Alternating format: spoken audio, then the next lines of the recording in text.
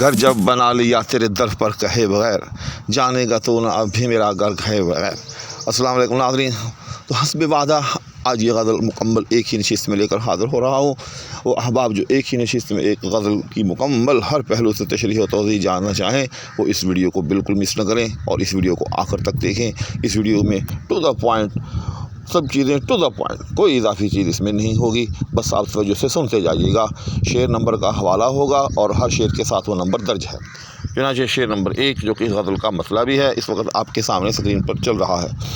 گھر جب بنا لیا تیرے در پر کہے بغیر، جانے گا اب بھی تو نہ میرا گھر کہے بغیر۔ غالب کا محبوب جو تھا وہ اس سے نہ ملنے کا ایک بہانہ یہ تراشا کرتا تھا کہ مجھے آپ کے گھر کا علم نہیں ہے۔ تو غالب نے کیا کیا؟ غالب نے اپنا بوریا بستر اٹھایا اور جا کر اس کی دہلیز پہ رکھ دیا، یعنی اپنا گھر جو ہے اس کی دہلیز پر بنا لیا۔ تو ظاہر ہے اب تو یہ بہانہ نہیں چل سکتا تھا کہ مجھے آپ کو گھر کا علم نہیں ہے، جو کہ غالب کا گھر جو ہے اس کی گھر کی دہلیز کے اوپر تھا۔ تو اس پر غالب نے کہا کہ گھر جب بنا لیا تیرے در پر کہے بغیر، جانے گا اب بھی تو نہ میرا گھر کہے بغیر، یعنی اب یہ تیرا بہانہ جو ہے وہ نہیں چل سکتا۔ اس کے بعد شعر نمبر 2، کہتے ہیں جب رہی نہ مجھے طاقت سخن، کہتے ہیں جب رہی نہ مجھے طاقت سخن، جانوں کسی کے دل کی میں کیوں کر کہے بغیر۔ تو اس میں بھی کچھ ایسی ہی کیفیت ہے، جب تک غالب تندرست تھا، توانا تھا، اپنا معافی ضمیر بیان کر سکتا تھا، بول سکتا تھا، اس وقت تک تو غالب کے محبوب و معشوق نے اس کی طرف توجہ نہیں دی، اس کی سنی انسنی کر دی،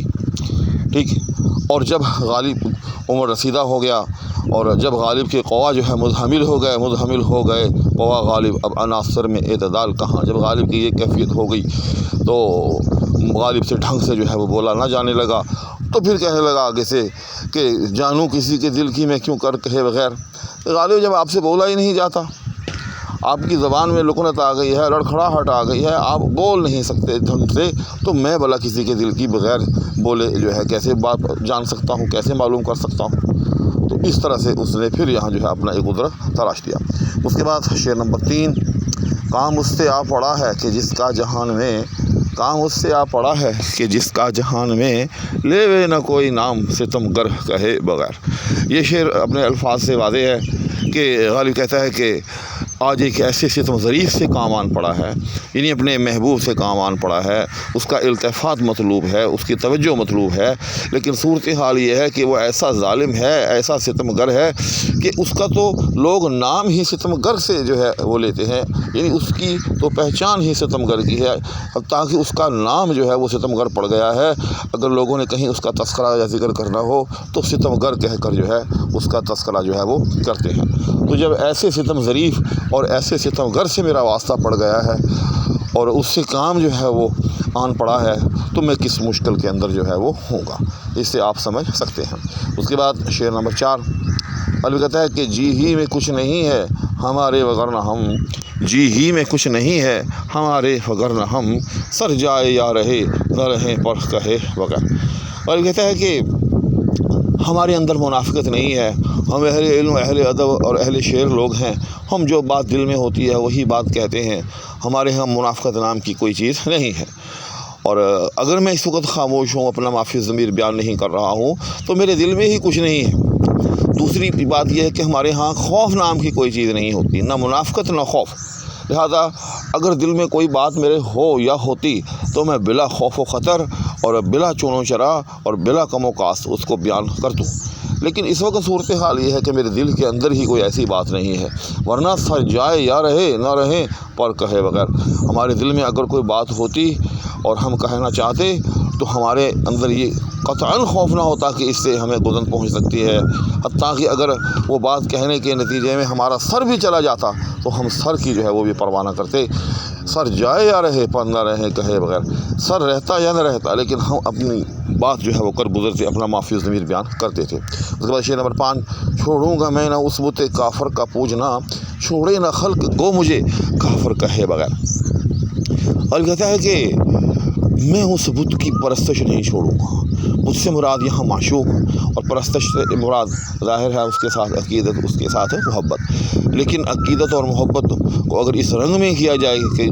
حد سے زیادہ غلو اس میں ہو جائے تو ظاہر ہے پھر وہ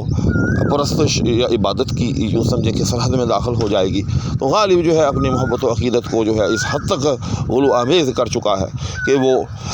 محبت جو ہے وہ عبادت و پرستش کی جو ہے سرحد میں داخل ہو چکی ہے۔ تو اس پر غالب کہتا ہے کہ بے شک اب لوگ ملامت کریں، چونکہ ظاہر ہے لوگ تو ملامت کریں گے ہی کہ میاں کہ یہ کام تو اللہ جل شانہ کے ساتھ واسطے کا ہے، اس کے ساتھ آپ کا ایسا تعلق ہونا چاہیے کہ آپ اس کی عبادت کریں، تو یہ تو آپ ایک انسان کے ساتھ ایسا کر رہے ہیں۔ تو غالب کہتا ہے کہ مجھے اس کی کوئی پرواہ نہیں، میں یہ نہیں چھوڑوں گا، چھوڑے نہ خلق گو مجھے کافر کہے بغیر، چاہے مجھے خلق خدا جو ہے اس پر کافر ہی کیوں نہ کہے، مجھ پر کفر کے فتوے ہی کیوں نہ لگتے رہے۔ اس کے بعد نمبر 6 مقصد ہے ناز و غمزہ ولے گفتگو میں کام، چلتا نہیں ہے دشنا و خنجر کہے بغیر۔ اس کے بعد شعر نمبر 7 ہر چند ہو مشاہدہ حق کی گفتگو، بنتی نہیں ہے بادہ و ساغر کہے بغیر۔ یہ دونوں شعر جو ہیں ایک ہی قسم سے ہیں، آپس میں قطع بند ہیں، لہذا دونوں کو ملا کر تشریح کرنا چاہوں گا۔ اور یہ کہتا ہے کہ بعض اوقات کچھ اشیاء یا کچھ چیزیں یا کچھ محسوسات ایسی ہوتی ہیں کہ ہم ان کو جب تک تمثیل کے پردے میں بیان نہ کر لیں، تشبیہ کے پردے میں بیان نہ کر لیں، استعارے کے ساتھ بیان نہ کر لیں، سننے والے کو سمجھ میں نہیں آتی۔ چنانچہ شعراء کے ہاں، صوفیاء کے ہاں، اہل اللہ کے ہاں اگر آپ کو میکدے کا، شراب نوشی کا یا اس قسم کی دیگر اصطلاحات کا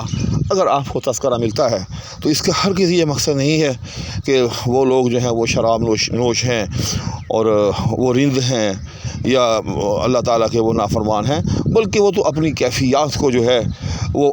اس طرح استعارات کی صورت میں بیان کرتے ہیں۔ اور مثال کے طور پر غالب کہتا ہے کہ جیسے مقصد ہے ناز و غمزہ والے گفتگو میں کام، کہ جس طرح سے ہم شعراء جو ہوتے ہیں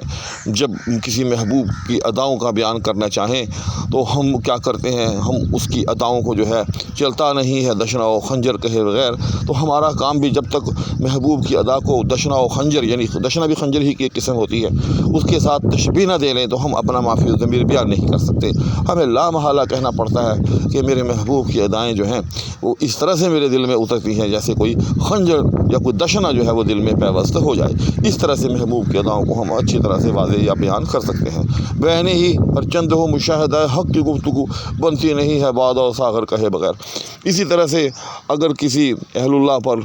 کسی واصل باللہ پر کوئی ایسی کیفیت طاری ہو جائے کہ اس کو اپنا ہوش نہ رہے، یعنی اللہ تعالیٰ کے ساتھ وہ اس طرح سے متعلق ہو جائے کہ اس کو اپنی ہوش جاتی رہے، اپنا ہوش جو ہے اس کو نہ رہے، تو وہ اپنی اس کیفیت کو پھر اسی طرح سے بیان کر سکتا ہے کہ ساقی نے جو ہے وہ مجھے کوئی شراب پلا دی ہے، ٹھیک، یعنی میں ساقی کی محبت میں یا ساقی نے مجھ پر جو فیض کیا ہے اس کی وجہ سے میں ایسا مست ہو چکا ہوں کہ مجھ پر اب ایک سکر طاری ہے اور یہ کہ مجھے اپنی ہوش تک نہیں ہے۔ اس کا یہ ہرگز مقصد نہیں ہوتا کہ میں نے کوئی فی الواقع کوئی شراب کا پیالہ پیا ہے یا فی الواقع میں کسی میکدے میں موجود ہوں یا فی الواقع میرے ہاتھ میں کوئی ساغر ہے۔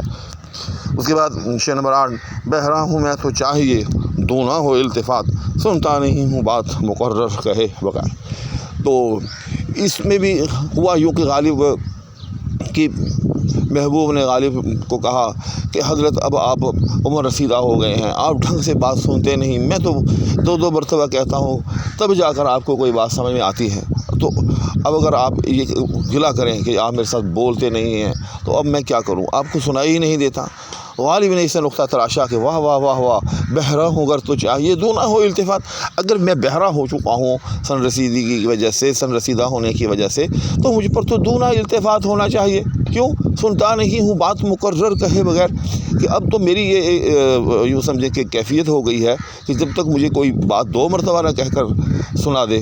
جب تک 2 مرتبہ میرے آگے کوئی بات نہ کی جائے مجھے اس تک سمجھ ہی نہیں آتی، لہذا اب میں اس بات کا مستحق ہو چکا ہوں کہ آپ مجھ سے جو ہے ہر بات 2 مرتبہ کہا کریں۔ نتیجہ کیا نکلے گا، یعنی غالب کو اپنے محبوب کی بات دوبارہ سہبارہ یا چوبارہ سننے کا جو ہے وہ موقع ملے گا۔ تو غالب نے بہانے سے اس طرح سے محبوب کے التفات کو حاصل کرنے کا ایک نقطہ جو ہے وہ نکال لیا۔ اس کے بعد شعر نمبر 9 غالب نہ کر حضور میں تو بار بار عرض، اس کا غزل کا مقطع بھی ہے، غالب نہ کر حضور میں تو بار بار عرض، ظاہر ہے تیرا حال سب ان پر کہے بغیر۔ غالب کہتا ہے کہ تو بار بار جو ہے اپنے محبوب کے آگے جو ہے اپنے آپ کو رسوا نہ کر، اپنے آپ کو ذلیل نہ کر، اصل بات یہ ہے کہ وہ تجھ پر ملتفظ ہی نہیں ہونا چاہتا۔ تو ناظرین، آج اس غزل کی دوبارہ دہرائی ہو گئی، ہر شعر کی ٹو دا پوائنٹ تشریح ہو گئی۔ انشاءاللہ ایک اور غزل لے کر آپ کی خدمت میں حاضری دی جائے گی۔ اسی طرح سے اس کا ایک ایک شعر پہلے جو ہے آپ کی خدمت میں پیش کیا جائے گا، اور آخر میں پھر اس غزل کو ایک ہی ویڈیو کے اندر آپ کی نظر جو ہے وہ کیا جائے۔ اسی کے ساتھ اب آپ سے اجازت چاہوں گا۔ دعاؤں کی درخواست ہمیشہ ہوتی ہے، اب بھی کرتا ہوں۔ اللہ حافظ۔